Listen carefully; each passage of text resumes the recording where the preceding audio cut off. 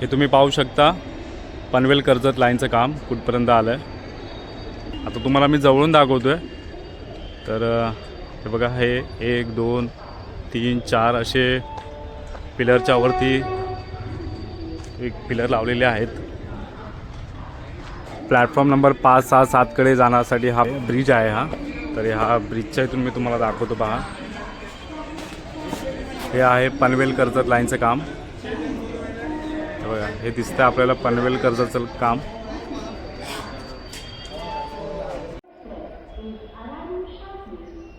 हे आपण थोडं पुढे आलेलो आहोत आणि इथून पाहतो आहोत तर हे देखील पिलर इथे बनून झालेले आहेत, फक्त उभे करायचे बाकी आहेत. नमस्कार महाराष्ट्र, मी सुबोध कांबळे. यूट्यूबमध्ये सर्वांचं स्वागत. पनवेल रेल्वे स्टेशनची संपूर्ण माहिती देण्यापूर्वी मला तुम्हाला काही गोष्टी सांगायच्या आहेत. भारतात विविध क्षेत्रात कार्य करून देशाचा मान वाढवणारे अनेक थोर व्यक्ती आहेत.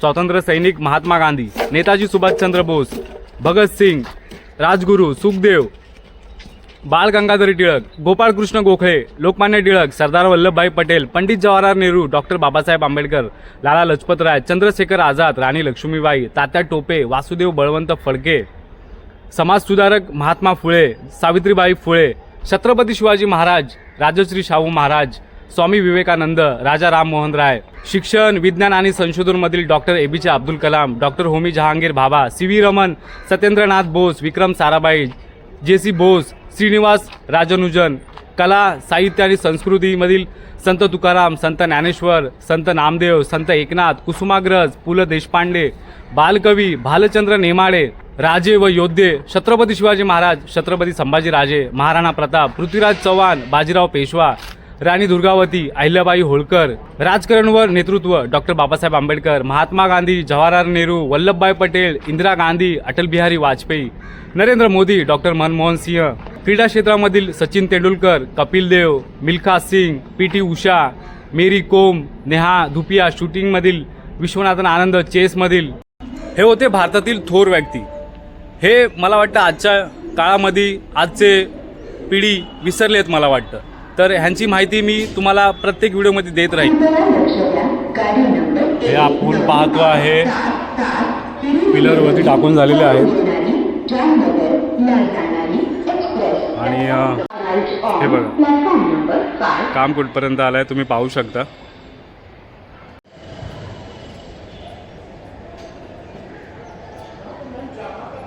आता येणाऱ्या दिवसात हिवाळी अधिवेशन सुरू होणार आहेत. तर त्या अधिवेशनामध्ये लोक कसे भाषण करतात, काय बोलतात हे तुम्ही पाहतच असाल.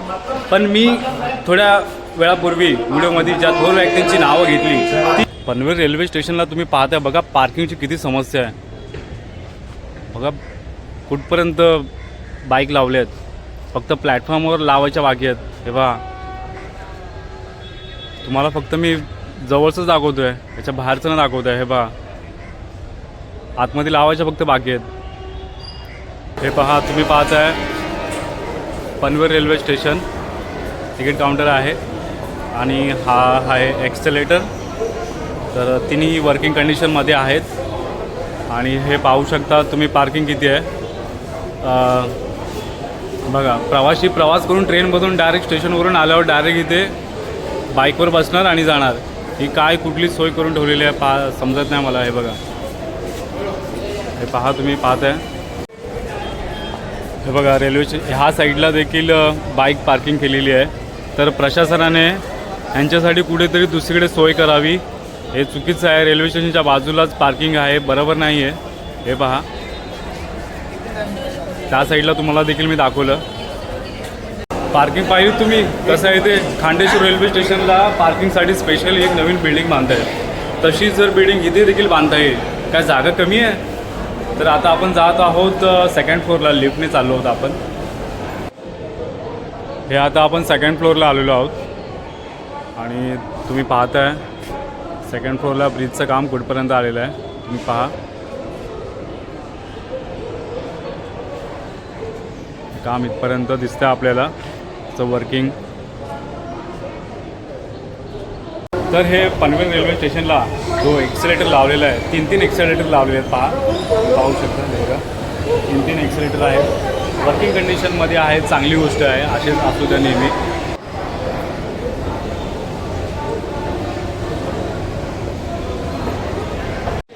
तर आता आपण आलो आहोत मेन रेल्वे स्टेशनला, आतमध्ये चाललो आहोत. तर ह्या साईडला देखील एक नवीन प्लॅटफॉर्म बांधला पाहिजे, खरी गरज आहे. तर आता आपण आतमध्ये जाऊया. आता आपण आतमध्ये एंट्री करतो आहे. तुम्ही समोर पाहताय तो एक लोखंडी ब्रिज बनतो आहे तिथे त्या साईडला. त्या साईडला आहेत प्लॅटफॉर्म, 1 2 3 प्लॅटफॉर्म आहेत, 4 तिथे एक पाहिजे आपल्याला. आणि त्या साईडला एक चौथा आहे, तो बंद आहे. WDC आहे मध्ये. आता आपण थोडं पुढे जाणार आहोत, त्या साईडची अपडेट तुम्हाला मी द्यायला त्या साईडला चाललो आहे मी. हे तुम्ही पाहू शकता, पनवेल रेल्वे स्टेशनला सार्वजनिक शौचालय आहे. हे तर प्रत्येक रेल्वे स्टेशनला फ्रीमध्ये केलं पाहिजे. संडास बाथरूम फ्रीमध्ये असायला पाहिजे प्रत्येक रेल्वे स्टेशनला. तर तुम्ही पाहू शकता आता हा संपूर्ण रेल्वे स्टेशन मी तुम्हाला दाखवतो आहे एकच फ्रेममध्ये. गर्दी असते खूप. आता दुपारची वेळ आहे त्यामुळे गर्दी कमी आहे.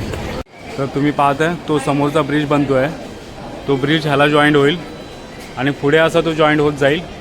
तर येणाऱ्या दिवसामध्ये मला वाटतं हा ब्रिज कदाचित तोडला जाईल, कारण की ही लाईन फ्री करण्यासाठी, ही चौथी लाईन आहे आपली. ही तुम्ही पाहताय ही चौथी लाईन आहे, ती मला वाटतं इथून पुढे ही अशी जॉईंट होईल. ही देखील बिल्डिंग तोडली जाईल मला वाटतं कदाचित. तर आपण थोडं पुढे जाऊया, आता पुढची अपडेट पाहूया.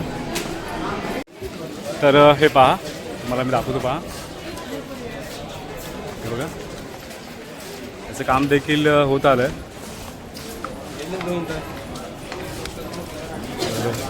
हा फुटओव्हर ब्रिज आहे आणि ह्या साईडचं देखील काम पहा.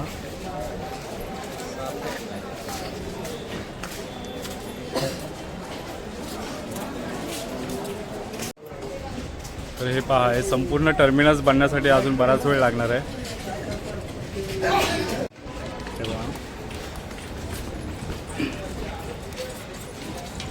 तर ह्या साईडला देखील पार्किंगची समस्या खूप आहे आणि इथं बस, मी तुम्हाला सांगितलंच होतं, बस तर काय थांबत नाहीत. ते येतात लवकर, त्यांना घेतात आणि जातात पुढे. इथं तर वेगळाच कारभार आहे, तुम्हाला मागच्या व्हिडिओमध्ये मी तर सांगितलंच असेल. तर आपण पाहत होता सुबोध कांबळे यूट्यूब चॅनल. असेच व्हिडिओ पाहण्यासाठी लाईक करा, शेअर करा आणि सबस्क्राईब करायला विसरू नका. भेटूया पुढच्या रेल्वे स्टेशनला. मी आता मानसरोवर रेल्वे स्टेशनला उतरलो आहे. माझ्या मागे बघताय तुम्ही, हे सगळे सिडकोचे फ्लॅट्स बनत आहेत, नवीन बिल्डिंग्स बनत आहेत. तर हे नवीन बिल्डिंग्स बनणार, पाण्याची कमतरता अजून कमी जाणवणार. आधीच पाणी कमी मिळतं आहे, त्यात हे नवीन बांधकाम होते तर त्याला देखील पाण्याची गरज लागणार. कसं नियोजन करणार काय माहीत. आणि हां, व्हिडिओमध्ये मी काही थोर व्यक्तींची नावं घेतली. ते जर व्यक्ती पुन्हा आपल्या संविधान संसदेमध्ये जर असते किंवा त्यांचे गुण ह्या लोकांमध्ये जर आले असते तर आपल्या भारताचा विकास किती झाला असता. तर तुम्ही त्याचा विचार करा आणि मला काही कमेंट्समध्ये सांगा तुम्ही. ते जर असे थोर व्यक्ती पुन्हा आपल्या संसदेत, विधानसभेत आले आणि त्यांचे गुण ह्या आत्ताच्या लोकांमध्ये जर आले तर त्यांनी जो विकास झाला असता तो कितपत झाला असता आणि लोकांना किती त्याचा उपयोग झाला असता, ते सर्व तुम्ही मला सांगा ह्या व्हिडिओमध्ये. हे आहे मानसरोवर रेल्वे स्टेशन, तुम्ही पाहताय. नमस्कार महाराष्ट्र, आपण पाहताय सुबोध कांबळे यूट्यूब चॅनल. आत्ता आपण आलो आहोत मानसरोवर रेल्वे स्टेशन. पनवेलच्या 2 स्टॉप पुढे आहे. तुम्ही पाहू शकता आत्ता मी आहे मानसरोवर रेल्वे स्टेशनला. तर आपल्याला एका ठिकाणी जायचं आहे, त्या ठिकाणी जाऊन काही माहिती घ्यायची आहे, ती देखील तुम्ही ह्या व्हिडिओमध्ये पाहू शकता. जाऊ नका कुठे, पाहत राहा सुबोध कांबळे यूट्यूब चॅनल. तर आता आपण याच्यामध्ये बसलेलो आहोत. इथून आपल्याला महालक्ष्मी मॉलच्या इथे जायचं आहे. 15 रुपये शेअरिंग आहे. तर जाता जाता तुम्हाला मी रस्त्याची देखील माहिती देत राहील. पाहत राहा सुबोध कांबळे यूट्यूब चॅनल. त्याची शेअरिंग लाईन लागते मानसरोवर रेल्वे स्टेशनला. इथून कळंबोलीला जायला आहे बस स्टॉप पुढे, ते देखील तुम्हाला मी दाखवतो दिसलं तर. हे पहा, हे आहे मानसरोवर रेल्वे स्टेशन. तर हे बाजूला बिल्डिंग बनते आहे त्यामुळे हे छप्परवर काही पडणार नाही, रस्त्यावर त्यामुळे तिथे लावलं. ते आहे पार्किंग. थोडेसे स्टॉल पहा. ह्या साईडला आहे बस स्टॉप. इथून कळंबोलीला जायला बस मिळते, दर 10-10 मिनिटांनी असतात. श्रीराम मंदिर पार्किंग कुठपर्यंत रस्त्यापर्यंत लावत आलेले आहेत पहा.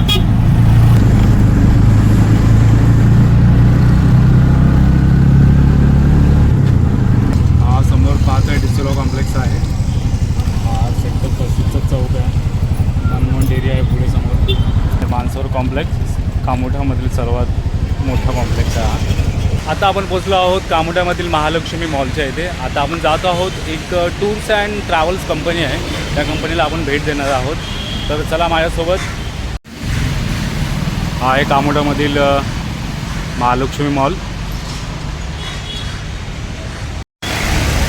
कामोठ्यामध्ये हा फिश मार्केटच्या बाजूला ही जे एक मार्केट बनतं आहे, खूप दिवसापासून काम चालू आहे.